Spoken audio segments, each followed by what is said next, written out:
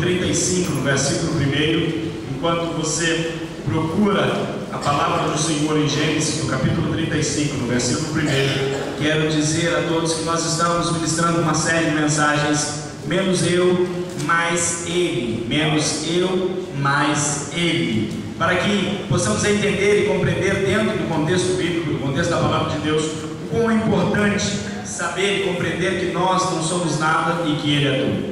E para isso nós estamos usando o texto, a vida de Jacó, vários momentos da vida de Jacó, para estarmos descrevendo, para estarmos tratando deste que é um tema extremamente importante para nós, do que nós somos em Deus, do que nós podemos em Deus e até onde podemos em Deus. Amém? Então que nessa noite você possa assimilar isso.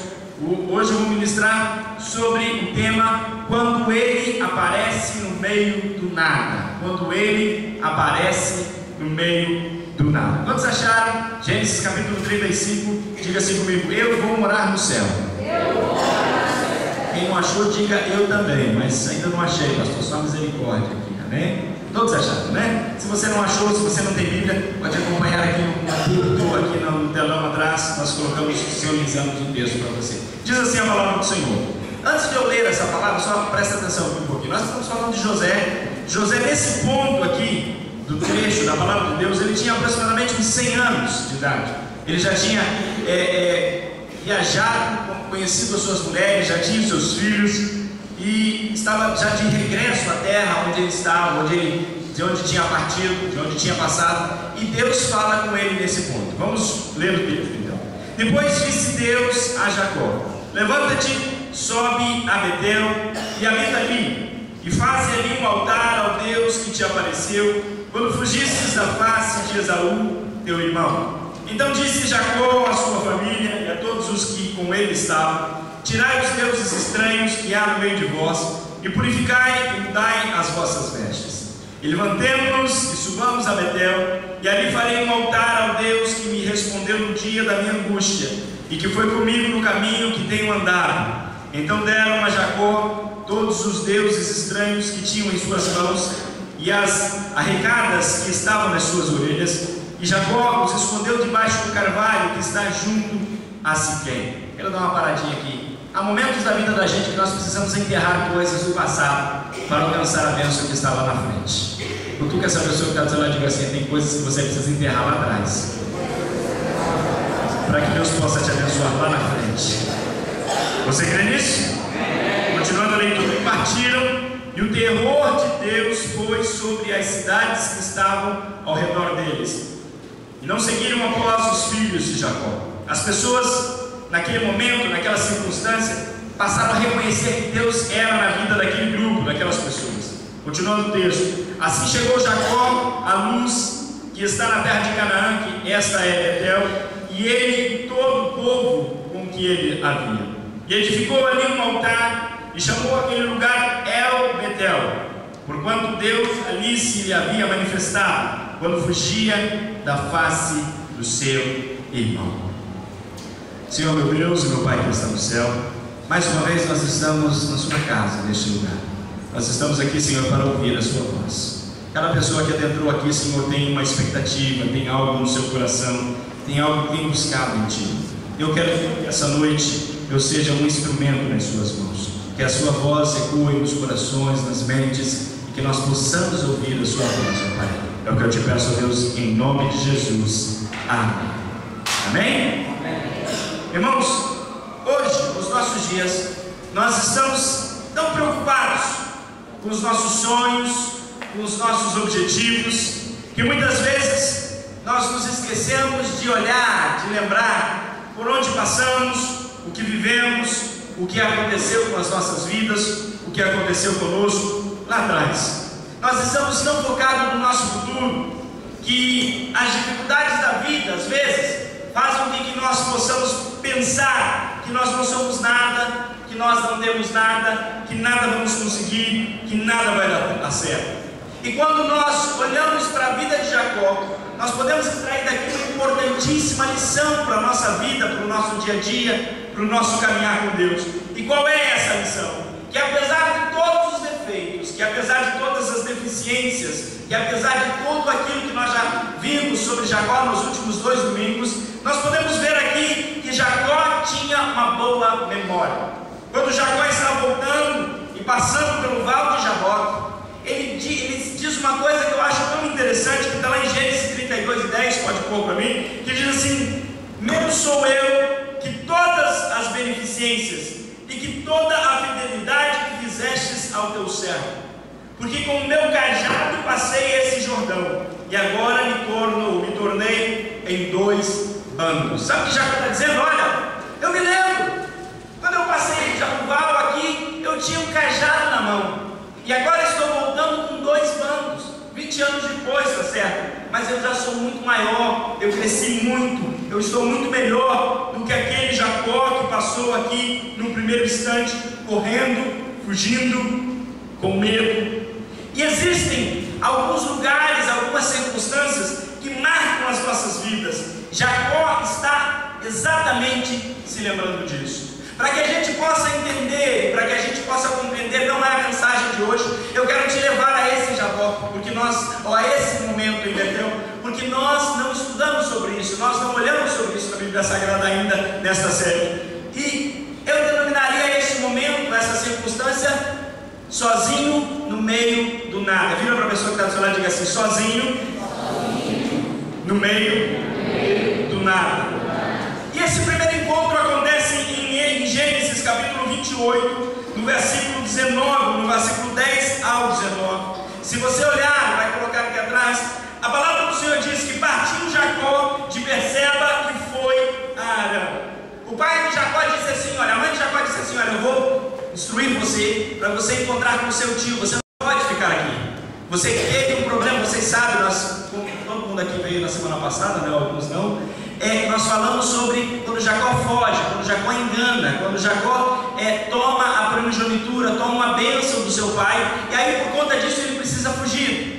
E por conta de precisar fugir, a sua mãe diz: olha, vai para lá, para a terra de Padã Arã, onde mora o seu tio Labão, se encontra com ele, lá você vive, lá você casa, lá você acha alguém e se esconde lá, até que a ira do seu irmão se aplaque, até que a ira do seu irmão se acabe e ele não tenha mais raiva de você. E é interessante entender que a Bíblia diz que ele estava indo a este lugar, Arã, ele estava em direção a este lugar, e a Bíblia diz que chegou a um lugar onde passou a noite.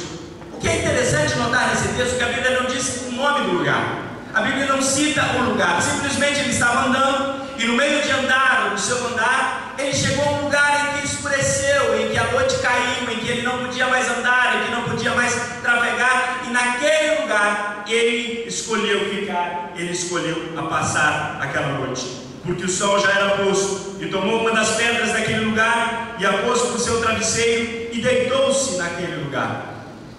Imagine deitar num travesseiro, né? Imagine o que isso faz num travesseiro de pedra. Imagine o que isso faz para a sua coluna. Você que tem bico de papagaio, você que tem problema aí, você já não ia conseguir dormir nessa noite por conta desse travesseiro. Mas foi isso que ele pegou, foi aquilo que ele arrumou naquele instante, e era o que ele tinha para colocar de travesseiro, era o que ele tinha para estar ali. E a Bíblia diz que ele sonhou, e eis que uma escada posta na terra, cujo topo tocava os céus, e eis que os anjos de Deus subiam e desciam. Eu quero te fazer um parênteses aqui. Na sua vida, na sua caminhada com Deus, sempre você tem que pensar e lembrar disso. Sempre tem um ponto de acesso aos céus. E talvez você não entenda. Esse ponto de acesso aos céus está mais próximo do que você imagina. Está mais próximo do que você pode pensar, ou no seu coração convolar. Há um ponto de acesso a Deus perto de você. E a Bíblia continua dizendo: e eis que o Senhor estava acima dela. Olha só, Deus sempre está acima de qualquer circunstância, de qualquer situação, de qualquer momento da sua vida. Cutuca essa pessoa bonita que está do seu lado e diga assim: olha, não importa o seu momento, não importa a sua situação, Deus está por cima, Deus está acima, Deus conhece, Deus sabe de todas as coisas que estão acontecendo com você. Você crê nisso? Ele disse: eu sou Deus, ou eu sou o Senhor Deus de Abraão, teu pai, e o Deus de Isaque, e esta terra em que estás deitado, darei a ti e a tua descendência, e a tua descendência será como o pó da terra, estender-se-á ao ocidente e ao oriente, e ao norte e ao sul, e em ti e na tua descendência serão benditas todas as famílias da terra. Cutuca essa pessoa que está do seu lado e diga assim: ó, Deus quer não só te abençoar, como quer abençoar os outros através da sua vida. É isso que esse texto está dizendo. Ele quer te abençoar, mas Ele quer abençoar as pessoas que estão perto de você também. Quando ele diz assim: olha, Deus tem uma bênção para quem você menos imagina que está próximo de você. Quando você se liga nele, Ele vai te abençoar. Você crê nisso? Amém? Amém? Essa é a razão, irmãos, de muitas vezes a gente está em determinado lugar. Sabe por que você está naquele problema, naquela dificuldade, você não entende? É que Deus te colocou lá, porque Ele quer abençoar alguém lá.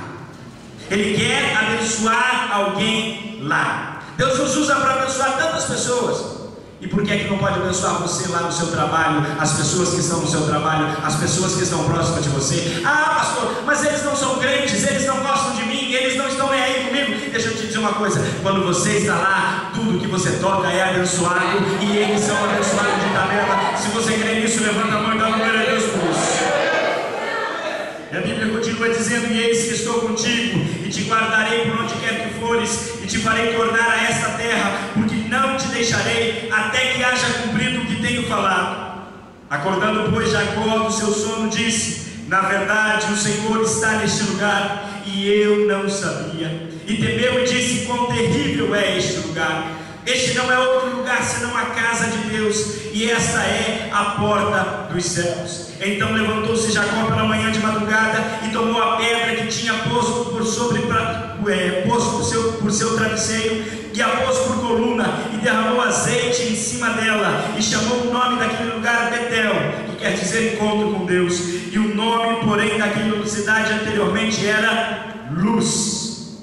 Eu quero começar que você entenda uma coisa aqui. Quando Deus te coloca num lugar, e as pessoas dão um nome para aquele lugar, qualquer nome que seja, e esse nome às vezes a gente começa a pensar em entender, com vocabulário, e diz: mas por que você está falando isso, pastor? Porque talvez o lugar que você está lá trabalhando, vivendo, as pessoas dizem que lá é horrível, que é terrível, que não presta, que não tem nada, que não dá certo, que não vai ter condição. É neste lugar que você precisa entender que Deus te mandou renomear.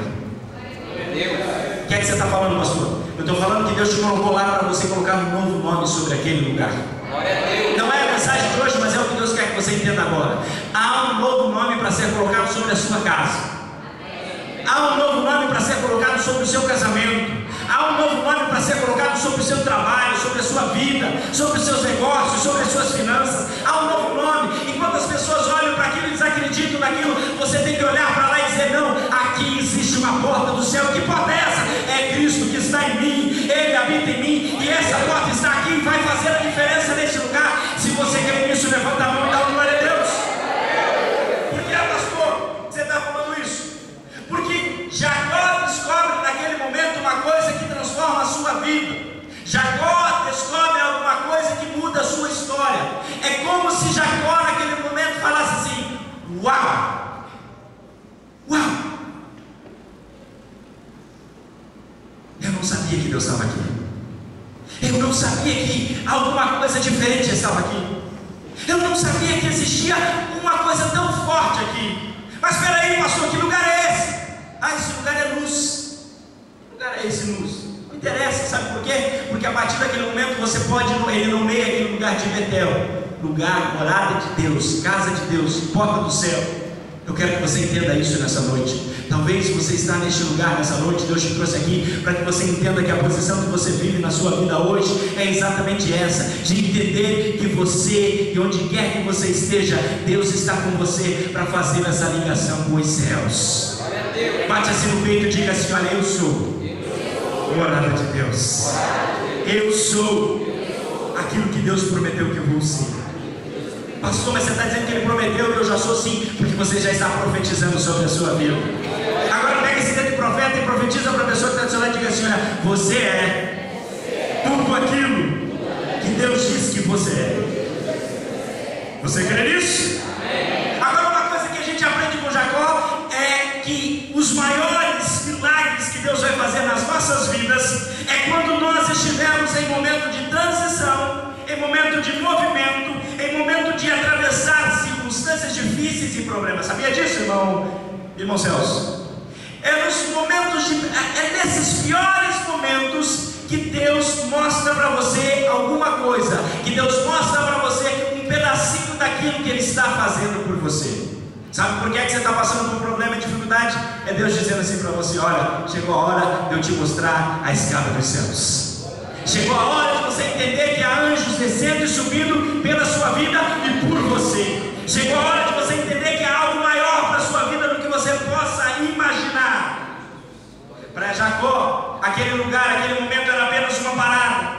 Ele não esperava encontrar Deus naquele lugar. Não, ele não esperava ter um encontro sobrenatural. Na nossa vida é a mesma coisa. Nós estamos na correria do dia a dia, para lá e para cá, tentando fazer dinheiro, tentando pagar as contas, tentando viver, tentando sobreviver. E nesta correria, nesta missão e tudo que fazemos, nós sacrificamos pequenos momentos, pequenas circunstâncias, pequenas portas, pequenas coisas que Deus mostra para a gente.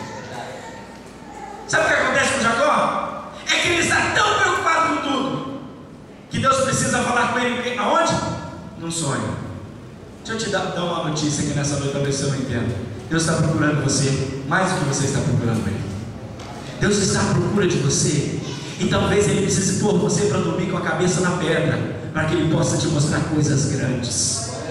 Pastor, o que você está dizendo? Não estou profetizando nada de ruim não, mas presta atenção. Às vezes você vai ter que correr, passar, sofrer, muitas vezes, para que você entenda que quando você colocar a cabeça na pedra, Jesus está lá com você. Profetiza para essa pessoa que está do seu lado, diga assim: olha, a cabeça na pedra nem sempre é o fim, nem sempre é o fim. Diga, a cabeça na pedra nem sempre é o fim. Mas a mensagem não é essa. A mensagem é do texto que eu li no começo da mensagem. E é interessante observar que Jacó passa por esse momento. Jacó vai lá para a terra do seu sogro. Jacó, então, é uma história que nós vamos contar aqui domingo que vem. Mas ele se casa com duas mulheres. Ele tem um problema com o sogro dele, porque ele trabalha 7 anos por uma e o sogro da outra, e aí ele tem que trabalhar mais 7 anos, e aí é enganado, e aí a história que domingo que vem você vai voltar para estudar. Mas é interessante observar que ele tem filhos. Deus abençoa ele nos gados, e 21 anos depois Deus manda ele voltar para Betel. Deus diz para ele assim: olha, está na hora de você voltar para aquele lugar que você passou. Está na hora de você entender o que é que eu estou fazendo na sua vida. E eu quero que você entenda uma coisa. No versículo anterior, no capítulo 35, na verdade no capítulo anterior, ele tem um grande problema. Os filhos dele se envolvem numa briga, num problema, matam os homens de Siquém, e ele é obrigado a correr de Siquém. Ele é obrigado a sair de lá. Por quê? Porque os filhos fazem uma grande tragédia, algo que é muito triste de ver na Bíblia Sagrada, mas está aqui. E quando a gente olha para esse texto, a gente compreende uma coisa: quando alguma coisa acontece para você, que às vezes não foi você mesmo que provocou, e que não foi você mesmo que entendeu, ou que você mesmo entendeu no seu coração, que tinha intenção no seu coração, é Deus te dizendo assim: olha, está na hora de você voltar para Betel. Vira para a pessoa que está do seu lado e diga assim: está na hora de você voltar para Betel. Por que Jacó teve que voltar a Betel? Porque depois desses tantos anos, Deus queria lembrar para ele dos propósitos que tinha na vida dele. Deus queria lembrar para ele que ainda tinha coisa grande para fazer na vida dele. Deus precisava lembrar para ele que ainda coisas maiores do que ele tinha imaginado poderiam acontecer. Muitas vezes nós ficamos insatisfeitos com a vida em que nós vivemos, em que estamos vendo e que está ao nosso redor. No entanto, nós podemos sim voltar a Betel. Em qualquer momento da nossa vida, em qualquer circunstância da sua vida, você precisa se lembrar que existe um momento em que Deus fez uma promessa para você, em que Deus falou com você. Talvez você entrou nessa igreja hoje a primeira vez e diga: pastor, Deus nunca falou comigo. Deus está falando com você hoje. Seu Betel é hoje, é nesse lugar hoje. E talvez você não entenda todas essas coisas, essa linguagem que eu estou falando, mas a palavra de Deus para você nessa noite é: volte a Betel. Repete comigo: volte a Betel. Repete comigo bem forte: volte a Betel. Por que você está falando isso, pastor? Porque existe na sua vida uma Betel. Existe dentro de você uma Betel. Existe um lugar que você teve um encontro com Deus. Talvez foi lá na sua casa lendo a Bíblia, talvez foi lá no trabalho, talvez foi aqui nessa igreja, ou talvez foi em mas teve um momento em que você teve um encontro com Deus. E sabe qual é o grande problema que nós temos? É que nós esquecemos muito fácil, é que nós deixamos para lá muito fácil. E por que é que eu preciso voltar a Betel? Porque Betel representa para nós três coisas. A primeira coisa que Betel representa para nós é que Betel é um lugar de memórias. A vida de Jacó havia mudado drasticamente desde a sua primeira vez que passou em Betel. Todos nós temos uma Betel, todos nós temos um lugar onde nós não sabíamos o que fazer, não tínhamos certeza de nada, mas Deus apareceu no meio da noite, Deus apareceu no meio do nada, Deus mudou a nossa história. Você sabia disso? E você diga para mim, pastor, mas eu não estou entendendo o que você está falando. Vou te contar. Talvez você entenda com o que eu vou te dizer agora. Sempre que eu preciso me lembrar de alguma coisa, eu me lembro e eu volto a me lembrar dessa foto aqui, ó. Eu procuro ela, coloca para mim. Essa foto foi no mês de outubro de 2004. Essa foto foi o primeiro culto que eu realizei em Vila Velha, dentro de um templo. Essa foto, quando todo mundo pensava, ele vai desistir, ele vai embora, não tem tempo, não tem lugar, não tem nada, o que é que ele vai fazer? Esse grupo de pessoas pegou cadeiras das suas casas e trouxeram para um lugar, e nós se reunimos, essas cadeiras, cada um trouxe a sua cadeira de casa, e este foi o primeiro culto da igreja do avivamento dentro de um templo em Vila Velha. Pastor, o que é que você está dizendo? Eu estou dizendo que essas pessoas que estão aqui, estavam ali por um propósito, para dizer assim, olha, você não desiste não, porque tem gente aqui que precisa de você. Era Deus falando comigo, olha, esta é sua Betel, este é o momento em que você precisa pensar, colocar a cabeça no travesseiro e dizer, olha, tem esperança, tem saída, tem solução. E aí você olha para mim e diz assim, pastor, mas o que isso significa para você? Significa muito, sabe por quê? Porque eu hoje olho para você sentado nesses bancos acolchoados aí, eu olho para essa estrutura que a gente tem aqui, e eu posso dizer assim, Ebenezer, até aqui nos ajudou o Senhor.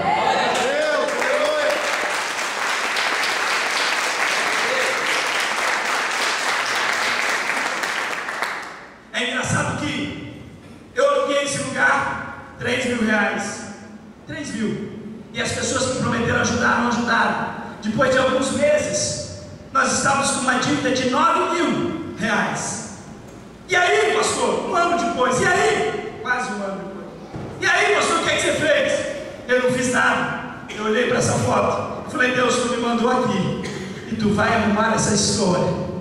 Eu conheço o meu Betel, eu sei onde eu tenho que voltar para começar. Sabe o que aconteceu? Deus mandou uma pessoa na igreja que trabalhava numa rede de eletrodomésticos aqui, não vou fazer propaganda para ela. E aí, de repente, essa pessoa disse, pastor, o dono lá fez uma promoção e pegou, tem umas 1.000 impressoras lá no canto, lá todas amontoadas, que ele fez uma promoção que se a pessoa levasse a impressora velha, era R$100 do valor da nova, e aí tem um monte de impressora, está tudo lá jogado, não sabe o que fazer. Eu falei, vai lá e diz para ele que a gente quer essas impressoras, se ele não dá para a igreja. Ele falou, pastor, mas ele não dá nem bom dia para não abrir a mão. Eu falei, não, fica tranquilo, que você vai lá no nome de Deus, Deus vai fazer. Você já teve a ideia, não teve? Deus falou para mim, Deus tinha falado comigo, Deus ia mandar a vara e não peixe, a gente ia ter que pescar. Eu falei, perfeito. Foi lá, pegou, eu não achei a foto das impressoras, eu bem procurei hoje à tarde, não achei. Aí foram lá, de repente pararam 2 caminhões daquela empresa na porta da igreja, descarregamos mais de 1.000 impressoras naquela tarde. E aí eu peguei alguns meninos da igreja, a gente começou a arrumar a impressora, e eu peguei o jornal e disse, olha, vendo impressora R$50. E a gente arrumava a impressora, deixava novinha, limpava tudo, e a pessoa vinha e comprava. A gente fez isso durante 2 semanas. Em 2 semanas nós juntamos os R$9.000, pagamos a conta que estava vencida e ainda pagamos o mês seguinte do aluguel que precisava. Sabe o que é isso? Deus olha para você e diz assim, existe um Betel na sua vida. Existe um lugar que você precisa lembrar que você teve um encontro comigo e que as minhas promessas ainda estão de pé na sua vida. Cutuca essa pessoa que está dizendo e diga assim, olha, talvez não seja impressora que Deus vai mandar para você, mas Deus tem Betel para você. Vai lá, que Deus tem a solução para o seu problema, para a sua dificuldade. Deus está lá. Você crê nisso? Você crê nisso? Deus falou que a gente ia voltar para esse lugar. Cheguei para o Rio, era o tesoureiro na época, eu falei: Rio, tá para alugar lá. O rapaz quer 6 mil reais. Pastor, não entra nem 5 mil no caixa da igreja, pastor, como é que a gente vai alugar? Eu falei: não, eu tenho fé. Deus falou que a gente ia voltar para aquele lugar. Eu tenho fé. Tem fé, pastor? Você é doido, pastor? Eu falei: não, eu sou doido mesmo, sou maluco. Deus falou, e se Deus falou, está comigo. Vim aqui e aluguei. Nós nunca devemos um aluguel sequer desde que entramos aqui neste lugar. Para que você saiba, hoje a gente paga quase 8 mil reais de aluguel aqui. Mas não devemos o aluguel mês nenhum para ele. Glória a Deus, aleluia. Sabe o que é isso? É crer que se Deus está com você, Ele vai trabalhar por você. Está fraco? Se Deus está com você, Ele vai trabalhar por você. Ele merece uma salva de palmas por isso.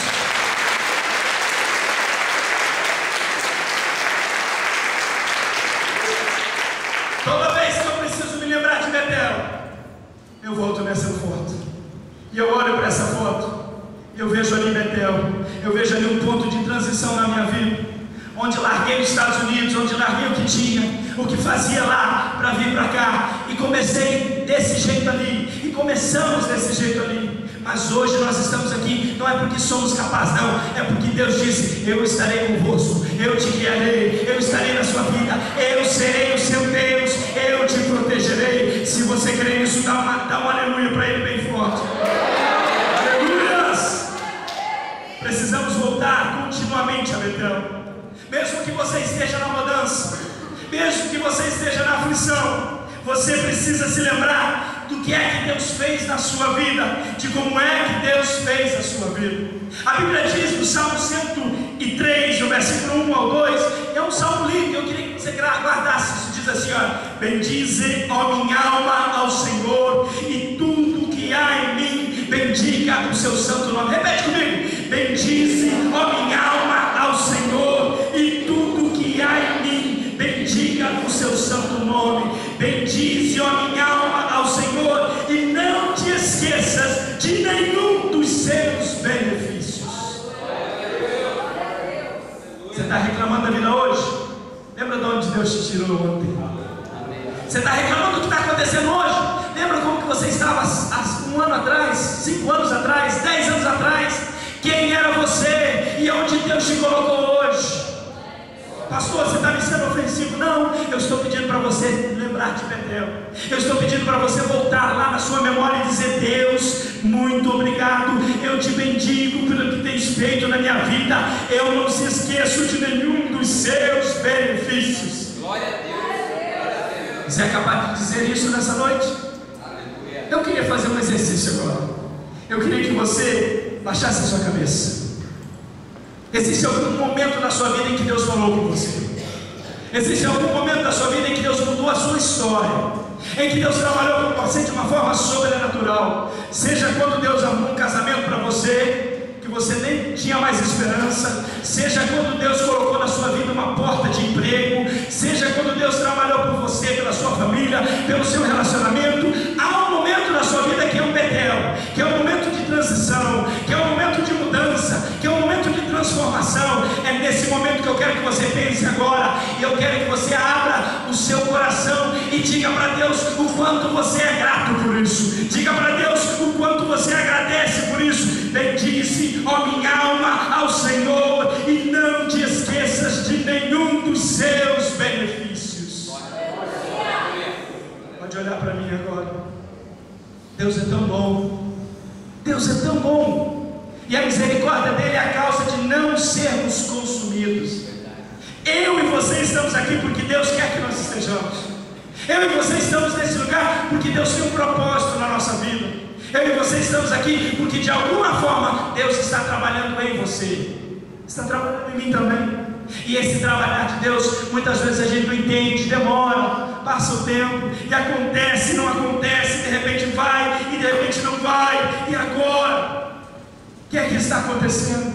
Entenda, a Betel, ou o Betel, é um lugar de memórias. É um lugar em que você precisa se lembrar das coisas, em que você precisa recordar. Mas Betel também é um lugar de revelações.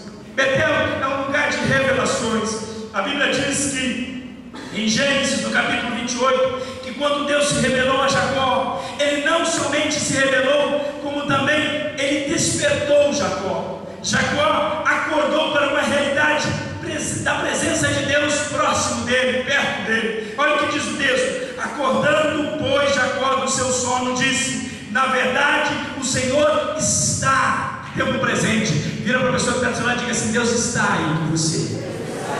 Talvez você não sabia, mas você sabe hoje. Deus está com você o tempo todo. Deus está com você na sua vida em todos os instantes. Ah, pastor, o que é que você está pregando? O que é que você está dizendo? Eu estou pregando uma coisa muito maior que talvez você não entenda, mas vai compreender agora. A Bíblia diz que Jesus Cristo veio aqui na terra e morreu por mim e por você. Morreu lá na cruz do Calvário pelas nossas vidas. Para que Ele morreu? Para que eu e você pudéssemos ter hoje o Espírito Santo de Deus vivendo em nós. O que é isso? Isso significa que a presença de Deus está em você. Se você tem o Espírito Santo aí, levanta a mão e creia que Ele está com você aí onde você está. Levanta a mão e creia que Ele está presente em você, na sua vida. Ei, sabe o que isso significa? Que muitas vezes Betel não é apenas um lugar, mas é uma pessoa que está com você. Às vezes o Betel é o próprio Cristo que está com você e que você precisa se lembrar de Ele. Ele está dentro de você. Ele está por onde você passa. Ele está pelas circunstâncias que você atravessa. Quando Deus aparece no meio do nada, Ele abre os nossos olhos para mudanças que você nunca pensou, que você nunca imaginou na sua vida. Coloca a mão assim, ó, nos olhos, assim, desse jeito. Você não consegue ver nada, sabe por quê? Porque ainda você não teve o encontro de Betel, talvez nessa noite. Mas quando você faz assim, você vê tudo. Sabe o que é isso? É a visão que Deus quer te dar. Essa é a visão que nós temos diariamente das coisas, do mundo. A gente não consegue enxergar além dos nossos narizes. A gente não consegue entender espiritualmente. E a Bíblia diz que a nossa luta não é contra essa carne, é contra as potestades espirituais. E essa a gente muitas vezes não vê. Você pode sentir, você entra num lugar e o ambiente está carregado, está pesado, e você consegue sentir que há um espírito maligno ali. Mas aí você diz: pastor, o que é que eu faço nessa hora? É nessa hora que você começa a orar e interceder, nem que seja em espírito. Não precisa falar, não precisa gesticular, não, em espírito. E o Espírito Santo de Deus entra com você. E os anjos de Deus que desciam na escada e que também estão aqui nessa noite, entram com você naquele lugar e começam a mudar a circunstância, e começam a mudar o ambiente, porque esta é a promessa de Deus para a sua vida. Sabe qual é a mudança que Jacó mais entende aqui? Que Deus estava com ele o tempo todo. Que Deus estava com ele o tempo todo. E você diz para mim: pastor, isso não aparece. Aparece. Olha o que ele fala em Gênesis, no capítulo 35, no versículo 3. Levantemos e subamos a Betel, e aí faremos um altar ao Deus que me respondeu no dia da minha angústia. E olha o que ele diz agora: e que foi comigo no caminho que tenho andado. Sabe o que ele estava dizendo? Olha, quando eu estava lá diante de Labão, Deus estava comigo. Quando eu estava lá trabalhando com as ovelhas, Deus estava comigo. Quando eu estava lá tentando fazer algo diferente, Deus estava comigo. Essa é a percepção que ele tem de Deus depois desse momento. Essa é a percepção que você precisa ter de Deus na sua vida. Aonde quer que você esteja, Deus está lá com você, por você, para você. Se você crê nisso, levanta a mão e agradece a Ele por isso. Aleluias. Ele está com você em todos os lugares. Ele está com você em todos os lugares. Você sabia que Ele está aqui agora com você? Você sabia que Ele está aí do seu lado agora? Você sabia que Ele pode te tocar agora, onde você está aí? Você não está sozinho. Você não está perdido. Você não é ninguém, não. Você é alguém em Cristo. E Ele te trouxe aqui para que você entendesse isso. Ele está com você nessa noite. Ele está contigo todos os dias. Você crê nisso? Você crê nisso? Eu quero que você se coloque de pé nesse instante. Qual é, pastor, o terceiro segredo de Betel? é que Betel é um lugar de respostas. Da primeira vez que nós encontramos, os músicos podem subir aí em cima. Na primeira vez que nós encontramos Jacó, ele está correndo. Ele está correndo do seu irmão. Agora nós encontramos Jacó, sabe como? Se arrastando. Deus tinha tocado a juntura dele. E a Bíblia diz que a partir daquele momento ele passou a mancar, arrastar uma perna praticamente. A primeira vez que a gente encontra Jacó, ele está correndo. E agora ele está se arrastando. Na primeira vez que a gente encontra Jacó em Betel, ele estava fazendo promessas para Deus. É interessante, eu não mostrei no começo, mas eu vou mostrar agora no texto de Gênesis 28. No versículo 20 ele diz assim: e Jacó fez um voto a Deus, dizendo, e olha o que Jacó diz: se Deus for comigo e me guardar nesta viagem que eu faço, e me der o pão para comer e vestes para vestir, e eu em paz tornar a casa do meu pai, o Senhor me será por Deus. E esta pedra que tenho posto por coluna será a casa de Deus. E de tudo quanto me deres, certamente te darei o dízimo. Ele faz uma promessa para Deus: eu vou fazer isso, eu vou fazer isso, eu vou fazer isso. Se fizer isso, eu vou fazer isso. Ele está negociando com Deus.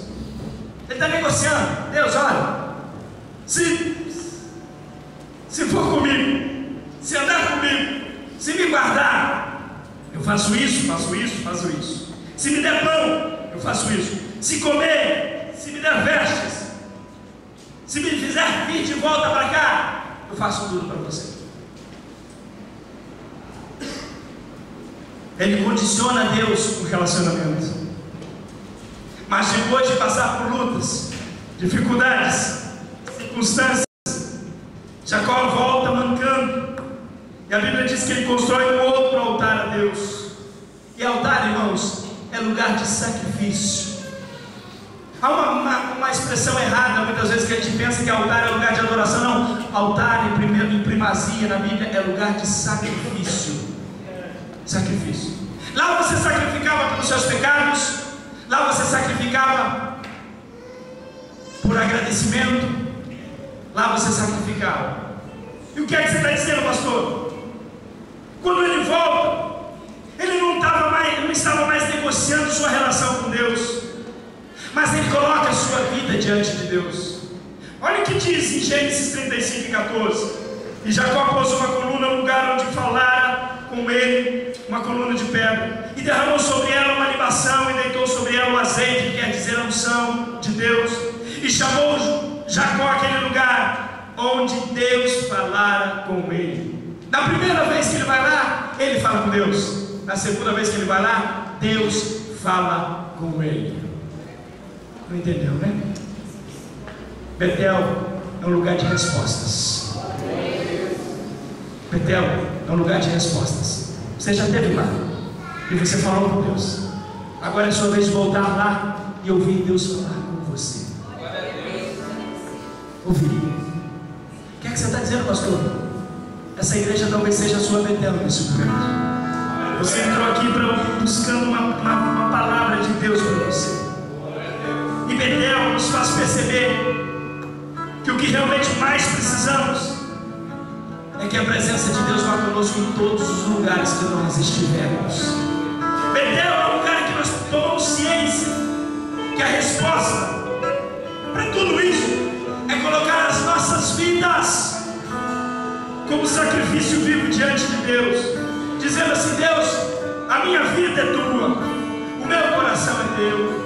Olha o que Paulo escreve aos Romanos no capítulo 12, versículo 1, ele diz assim: olha, rogo-vos, pois, irmãos, pela compaixão de Deus, que apresentei os vossos corpos em sacrifício vivo, santo e agradável a Deus, que é o vosso culto racional. Vou te ensinar uma coisa. Quando você vem para a igreja, você vem para adorar a Deus, prestar um culto a Deus. O seu culto racional, com a razão, é fazer o que Paulo está dizendo aqui, olha. Quando você vir diante de Deus, Você tem que trazer o seu corpo como um sacrifício vivo diante de Deus. É você se colocando no altar de Deus.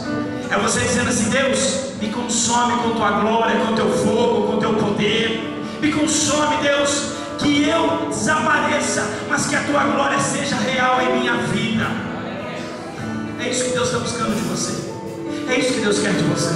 Sabe por quê? Porque a gente vive muito uma religiosidade, uma falsa religiosidade, de estar na igreja, de achar que somos crentes, de achar que está tudo certo. Não, Deus está dizendo para você: olha, só está certo entre eu e você quando você se porta como sacrifício vivo diante de mim.